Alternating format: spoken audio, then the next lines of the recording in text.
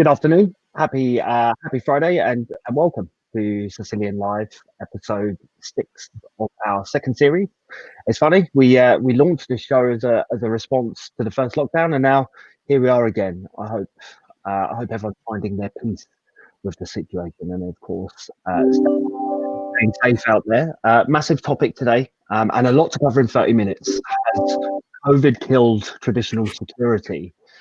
So quick introduction from me today before handing off to the original crew of Iqbal and Rob, two of the brightest minds in the Cisilion team, no doubt, and quite arguably across the whole tech industry as a whole. Very quick shout out to you guys, obviously, our wonderful followers on LinkedIn Live, YouTube, Twitter. And I see a few of our regulars on the call. Hey guys, some new joiners, welcome, thanks for joining us. And again, some NHS trusts. So of course, big love to you guys, and thanks for keeping our physical health in good shape during these crazy times. Keep liking, keep sharing, and keep the questions coming in throughout the session. It helps make the show for us, but most importantly, your questions, your engagement, your feedback really does help our wider community of followers as well. Particularly today, special mention to the security professionals and CISOs in our audience. You guys are possibly the hardest working people in tech right now, so I hope you find this 30 minutes useful. And as any self-respecting CISO would do, challenge us today. It's a topic that needs collective thought, joined up approaches, and an industry-wide knowledge share to make sure we're keeping the bad guys at bay, and that we've got all the necessary skills and tools to stay in front of all the risks that the world's presented us with in 2020. We've got some giveaways today. We've got some funded security workshops for you guys, and we'll give some more detail on that at the end. But without further ado, COVID and security. Rob, I don't know about you, but my view is that COVID hasn't killed security at all. Speaking to our clients, I guess while the exodus to home working has created more security challenges than before, the fundamentals have remained intact. The pandemic, however, has, I'd say, changed things and possibly even disrupted security from a product point of view, at least. So as I say, Rob, what's your take on that statement? Yeah, thanks, Craig, and hi everybody. Yeah, it's really interesting, right? So has it killed traditional security? I'm not going to answer that directly. I'm actually keen to understand for all of our viewers what your views are on what has changed around security. I mean, certainly what I'll share with you is what we've seen. And I think, I've read lots of articles this week around, what's different between, lockdown 1 and lockdown 2 with regards to what shops are open and those kind of things. As you can probably see here, the coffee shops are still open, and I'm doing quite well with getting my coffee. But what we saw in wave 1, really, the lockdown 1, was that everything was urgent, knee-jerk, reacting, right? So lockdown came pretty quickly. A lot of people, I don't think, really expected it. No one knew what it would mean, and certainly nobody realised that it would last quite as long as it did. And so we saw lots of panic, whether that was people buying laptops so people could access stuff remotely, whether that was new deployments of virtual desktops so people could get access, whether that was secure logon tokens and MFA deployments and more VPN licenses and all those kind of things, just to kind of expand what we already had and keep it going. I think what's happened since then, and hopefully for many, and certainly many of the customers that we work with, it's got them more prepared for wave 2 of lockdown, is that lots of organizations now have had to think about what is security? How are people accessing our systems? Where are they coming in from? And I think that world has accelerated massively from working at home being that thing that some people do occasionally, or a fraction of the organization do on a long period of time, to actually going to a state where most people all the time are remote, sometimes on their own device, sometimes on their own mobile, hopefully on a corporate device. But there's no longer the viewpoint and the excuse that, well, I can't do that when I'm at home because I can't access it. So I think what has changed is this mass coming of age of creating this agile working experience for everybody, which is forever. This is forever. And I think, one of the things that we talk a lot about with customers is VPN, right, as an example of, and we've seen a huge uptake in licenses for VPNs and those kind of things. And any of the vendors that sell VPN services are probably rubbing their hands together with all the additional licensing.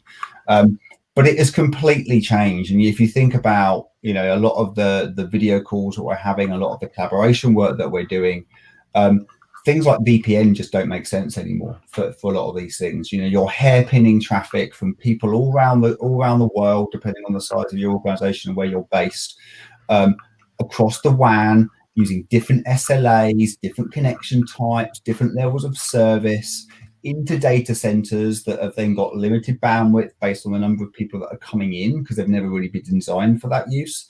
And then you're hairpinning that traffic back out again. So, for example, between, say, the UK and France, to have a video call and to share content, and then you wonder why the performance is bad and people can't share and people turn their video off and they don't get lip sync and things. And that's not because the technology that was deployed was wrong. It was right at the time. But the world's moved on. So we have seen a massive shift in that. And I think along with that as well becomes that point of how are people accessing the technologies? Are they allowed to access stuff just because they can over a VPN? VPN used to be the way you accessed anything. If you're in the office, you can access everything. Well, of course you can. You're in a known location, you're trusted, people can see you on a device that people know about.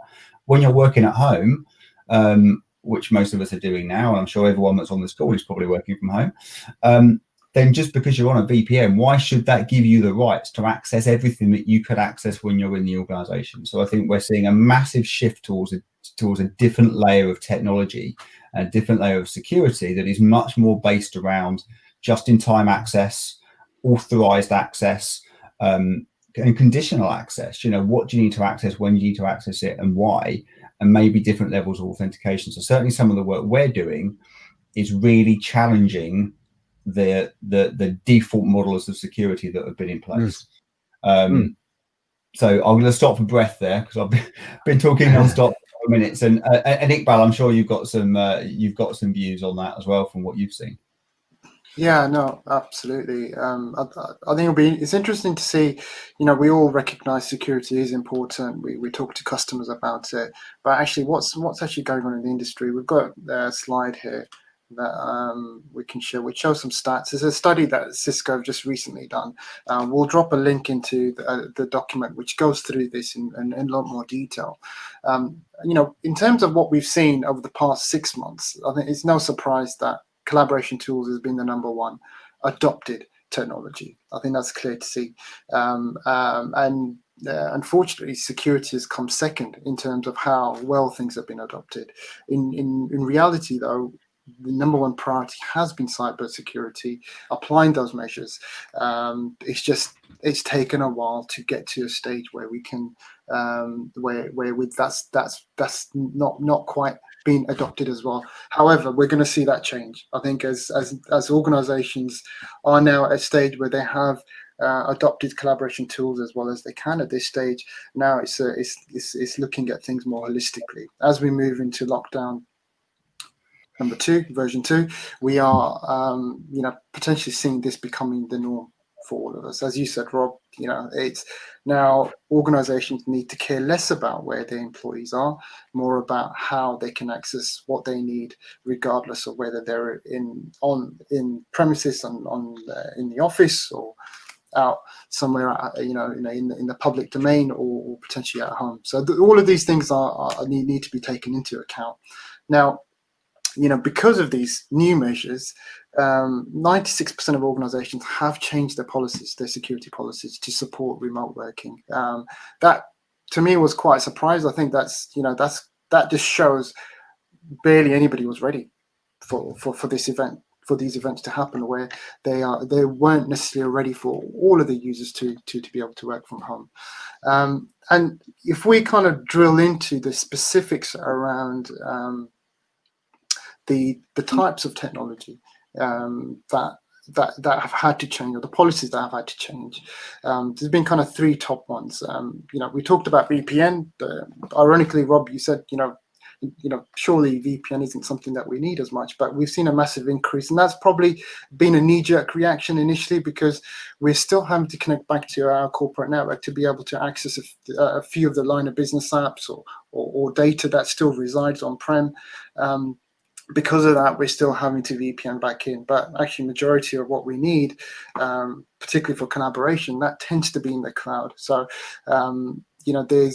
there's been a lot of work that's been done in re-engineering your VPN. So using things like split tunneling to ensure that, as you said, Rob, we're no longer hairpinning traffic that doesn't need to go via a corporate network. But again, really depends on your security policies that you have in place. It could be that you want to route all of your users traffic through your centralized data center to be able to apply the right security measures. So there's still an argument there. I think we can debate all day long around whether a VPN will always be needed or is necessary. But certainly there's been an increase around that. And then, things like web controls and user policies, that's been redefined. There's been a 55% increase there. And then the third one, from my favorite one, is the multi-factor authentication. I think this really, this is where you start to remove the need to be able to managing passwords, and it does massively increase your security by implementing this. And we're seeing more and more organizations look at MFA as a whole. So there's obviously there's a lot to consider when it comes to these things, and we've come up with kind of 10 key takeaways, which hopefully can be quite useful for you guys. I'm gonna shift to that, but Craig, I'm just gonna bring it back to you. I don't know if you've got any other points that you'd like to check in with, or any other questions you've got. Not just yet. Not just yet. Thanks, Iqbal. What I will say is, hi, Alan. Great question around security devices for BYOD environment. Hopefully, we'll get into that in a bit, and you'll work with us again in the future. Nice to see you. I think you might know Rob from days gone by. I guess what my question as you bring up this slide would probably be, look, what of all these 1 to 10's top future secure work 10 takeaways, what do we prioritize? What are the most important things? It's a bit of a loaded question. I think we all know the answer, but for those of you that are struggling to prioritize your posture, Rob, over to you. What do you prioritize in these things? Yeah, it's a good one, Craig. And I think actually, and one of Alan's questions immediately makes me think there's one not on that list. We had about 30 on this list originally, and you can, and I think the order of which these things applies is very different. It depends on how cloud mature your organization is. It comes down to how much sensitive information you're sharing. So an organization that manufactures things and has a lot of secret sauce in what they develop are going to have different priorities to others. Iqbal, you touched on multi-factor authentication. I mean, to me, and it's Friday, so I tend to speak quite frankly on a Friday. Anybody that is not protecting their organization with multi-factor authentication deserves to be attacked, right? It is the one thing proven to protect organizations. You cannot have a bank account now and access it online without multi-factor authentication. Your line of business data should be the same. So and I think if I look at the projects that we've been working on, a lot of those have been ensuring multi-factor authentication, not just across admin and privileged user types, but across everybody. And of course, a lot of that is about making it conditional, right? So back to the point of what devices are required to use multi-factor authentication, what users are required to do it, how often are they required to do it. And I think, and again, to pick up Alan's point, it's around actually what we call conditional access, really, rather than just multi-factor authentication. And that therefore is a policy that should be applied to both managed devices and managed users, but also bring your own device as well. So many organizations are using, allowing people to use their own mobile phone or their own tablet at home. And whether that's just email or whatever it is, you should be applying the same controls and policies on any device that is accessing any service. So we can talk in a bit of detail around those. But the point I would make, Craig, on your question about what's the most important, is almost, if you look at number 1 and number 10, and I'd almost say if you put a decimal point in between the 1 and the 0 on number 10, then you actually get 2 joint things at the top that are my number 1. One of those is adopting a real zero trust strategy for security, right? Which is trust nothing, right? Trust nothing. And I think we've got a session in a couple of weeks where we're going to go into a bit more detail about zero trust.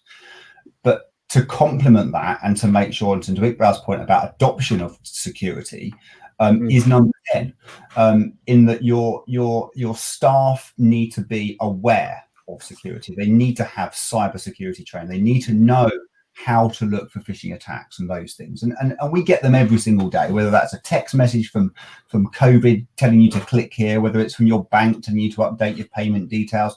But more importantly, what we're seeing now that people aren't in the office is these phishing attacks that are so sophisticated that they look like they've come from your finance director. And I spoke to one of our customers just earlier in the week, and actually the link that they got sent was blocked, right? So they couldn't actually get to these links, but it came through their system, and they had an email that appeared to come from their finance team, basically saying there'd been a problem with payment due to COVID, and could they just validate their bank details so that just to make sure the company could pay them, right? And these are the kind of things that we get every single day. So for me, that's the key. That's the key one, Craig. Thank you so much, Rob. Thank you so much. Obviously, guys, we've put 10 things up here. Iqbal, before I go back to you, audience, keep the questions coming in. You know, your thoughts on these things, your perspectives, very, very important to the rest of the viewers. So keep the questions coming in. Thank you. Iqbal, do you concur with Rob with regards to the priorities there, that they're split? And do you want to walk us through the 1 to 10 as well? Of course, yeah. I think before we go into that, it's important to note that what is it that we're trying to achieve here? We know we want to be as secure as possible, but ultimately we want to deliver the best user experience. We want to enable people to be able to work from anywhere, from any device at any time, and that should all be effortless. You know, we shouldn't need to be remembering passwords or writing down things like, you know, those things are long gone now. So the things that we've thought of here are the kind of things that will help improve our productivity. You know, sometimes in the past, if I want to be working from the living room, I may just want to open up my iPad, log into all of my files and access my applications, and just be able to get on with work. And that's not been possible in the past. But with a proper security strategy, you as a user should be able to log into your information, your application from any device, and being able to work from anywhere. And that, you know, as obvious as that sounds, you know, many organizations aren't there today. Every organization is on a journey, and I think that's why, you know, when we talk about which one is my number 1 choice, I think it depends on where you are on your journey today.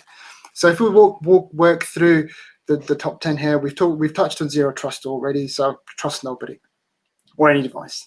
So make sure you've got the mechanisms in place to apply a zero trust model or a strategy. The second one, MFA, again, we've talked about this, being able to apply this, you know, every step for every user is a given, especially as we move to a distributed workforce. Number 3 here, implement VPN. I think most organizations have VPN set up, but I think what we mean by that is kind of re-engineering your VPN so that it suits your users that are now working from home, and creating policies that you know can provide a safe way for your users to be able to access the information generally on your network.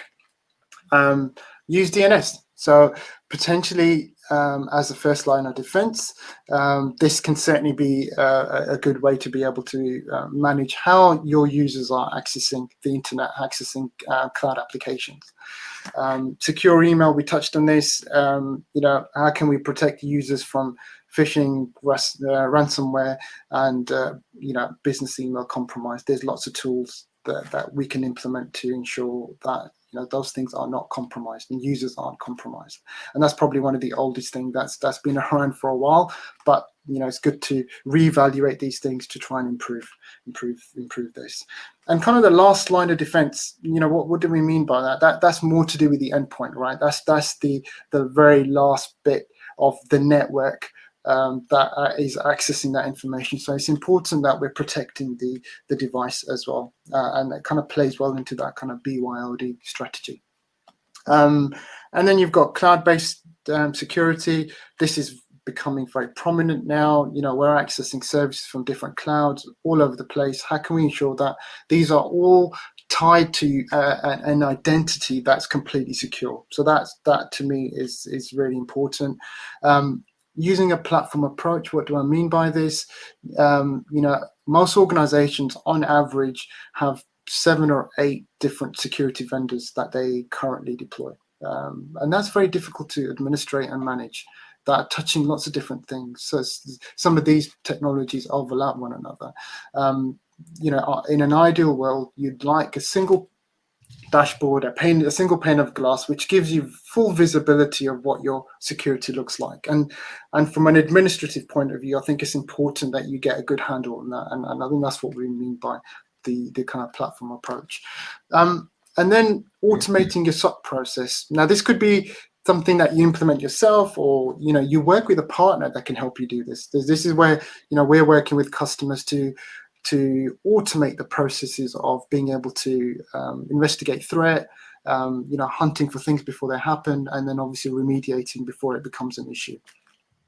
And then the final one that Rob touched on, awareness is so important. I don't think any organization does this enough. I'm yet to come across an organization that does this consistently. I've seen companies send out messages here and there, but there isn't a consistent flow. And this needs to be, I think, probably at the top. Before you even look at the technology, let's make sure as people, as individuals, we're well educated enough to be able to not just protect our corporate data, but our own personal data, which many of us could come across issues where we're compromised. So that, for me, that's kind of top 10. I don't know if you guys have any other questions or any other points that you'd like to make, or anybody else who's listening. If you have any questions around this, let us know, and we'll do what we can to answer. Cheers, Iqbal. And I know we've got a slide on these most important points with regard to zero trust and awareness, and a deeper dive in a couple of weeks. I guess, Rob, before I go to you, just back to the audience, what key security areas has your organization changed in COVID? Have you guys started to consolidate your products, vendors, added any new vendors? And are you running awareness training? What does it look like? How's it helping? How's it helping your organizations be more aware and stop clicking those bloody links? Ultimately, is I think what that comes down to. But Rob, back to you before we go to the zero trust slide, or feel free to go straight into that. Any key takeaways from yourself on this one?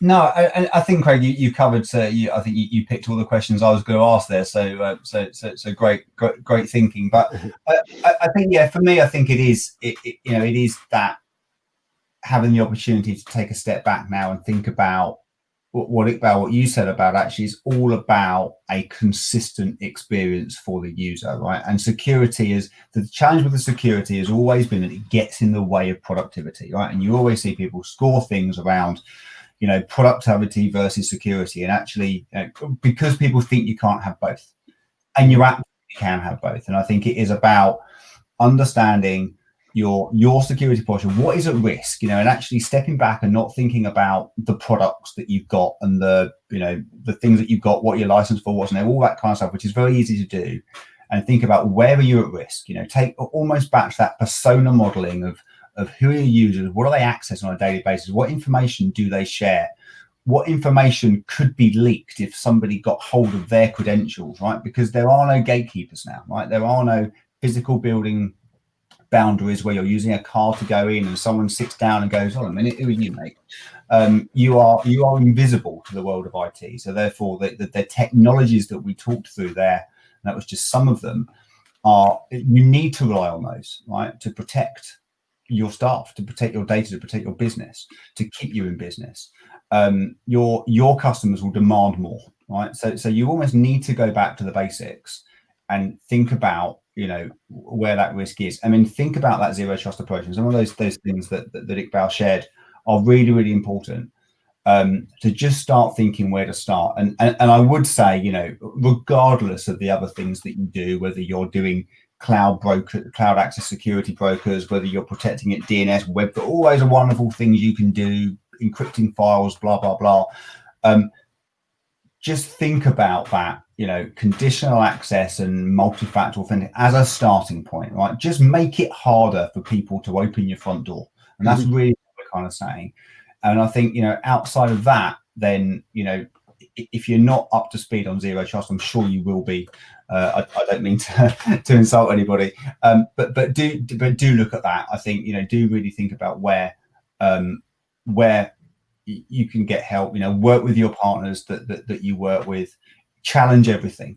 And the final point is, how susceptible are your users? Right? Some organisations I know are so great at advising their users. Their users are really sharp. They're really knowledgeable. They're never going to click that dodgy link, are they? They are. Sorry, they are. They are going to click the link because we're all busy and we all think about these things. So we all don't think about these things when we're doing our job. And because we're all on mobile phones now as well. I don't know about many of you, but I'm terrible at sitting there flicking through my phone in the morning or in the afternoon. And therefore, I'm not clicking on the headers. Things don't often look how they do because of the way they get rendered. And so we're seeing so many more attacks that are coming through mobile clients, right? So again, it goes back to that point about think about the devices that people are using to access your data, because they may well be using their own device more than they're using the device that you provided them with. And therefore, you need to make sure that what they're doing is secured, right? I'm not saying you've got over their phone and manage their phone and all that kind of stuff, but you need to make sure the access that they have is controlled and restricted. And there's some really good stuff that you can do. So to me, that's my kind of takeaway from this session. Perfect. Well, we've got to jump in there. Probably the most important slide of the day. A question that's come in as well. Maybe we can cover this separately. We'll come back to you in terms of how secure is the home network. But very quickly, we've got a couple of minutes here to go into our view on zero trust. Thanks for putting that up, Iqbal. Yeah. So just quickly, I guess we haven't got enough time to focus on all the 10 takeaways, but we're calling out zero trust in this case. And what does zero trust mean? It's not just about people. There's 6 foundational elements to this. It's identifying the users, the devices, the applications, data, infrastructure, and network. So that covers all elements of this. And just to kind of note at the bottom, we talked about VPN, and this is an interesting quote I've just picked up from Gartner recently. Is they predicted by 2023, 60% of enterprises will phase out their VPN in favor for zero trust network access. And that's quite an interesting stat, especially when there was a stat that they came up with pre-COVID. And I think we'll find now with how things have kind of fast-tracked, that 60% probably looks more like 80 to 90%. So we need to get the rest of the slide up, Iqbal, just quickly. Sorry. Yeah, it's just coming up, mate. Good man. There we go. So in terms of the kind of specifics around zero trust, you've got establishing trust in the user's identity. So verify the identity of all users with strong kind of MFA, which we've kind of touched on already. Gaining visibility into devices and activity. So what we want to do is ensure that all corporate and personal devices we've got full visibility of all of those things. We also want to ensure the device that's accessing your network is trustworthy. Leveraging a variety of security factors to be able to verify that level of trust. You've then got kind of enforcing adaptive and risk-based policies, and what this basically means is you want to implement access control policies based on the types of users within your business, and this can be quite adaptive. You want to make it easy for administrators to be able to quickly adapt the ever-changing landscape. that we're obviously realizing today. And just a final one around enabling the secure apps. So whether it's on-prem or in the cloud, you want to, as I said previously, build a frictionless way for users to be able to access all of this, and ultimately shifting the control decisions to the application themselves. I'm just conscious we've probably run out of time, so I'm going to pass back over to Craig. I know there's lots of other things that we wanted to discuss, but we'll probably continue on the next session. Yep. Cheers, Iqbal. Thanks a lot, Rob, as well. Great session. A couple of good questions coming across as well. So thanks to the audience. As I touched on very early, I'll try and whiz through this. Cisilion want to run security workshops with as many of you as we can. It's a big passion of ours. And if you're watching the session today and you're interested in running one of these workshops for free for half a day, drop us a comment on LinkedIn or on YouTube, workshop info, please, and we'll be in touch with the winners as soon as we can. We're likely only running these until the end of the year, so be quick if you can. If you enjoyed the show like I did today, tell everyone about it. The following's growing through word of mouth, even though you guys were quite quiet today, I notice. Do please keep sharing, leave us your comments and tell us what you want us to cover in future shows. And just before we sign out, I guess, just in summary, zero trust and awareness will always remain front and center for security, and it's an evolving market, evolving mindset, even a technology, a methodology, and a collective, those not in security. So please stop clicking those links, as I said earlier. Lastly, in 2 weeks' time, don't know about you guys, but we will probably be looking at a deeper dive on the product level, keeping in theme of secure remote working, and I'll be trying to get the guys to square up against each other, actually, Iqbal and Rob, and present your preferred products, which would lay the foundations and support the zero trust mindset, methodology, mentality, to create a 2021 ready resilient security posture, which builds on the foundation of a zero trust methodology. We're independent, Cisilion, we're independent on that side, so should be quite useful for everyone looking at products as well as the methodology. I just hope you guys stay friends afterwards, because I'll be pushing you guys to give you 2 pennies on what you think's best on a product level. Wrapping up now. Thank you. Yeah, thank you so much, guys. Guests, thanks again. Keep sharing, keep liking, most importantly, keep safe and well in these times. Thank you so much. Thanks, guys. Thank you.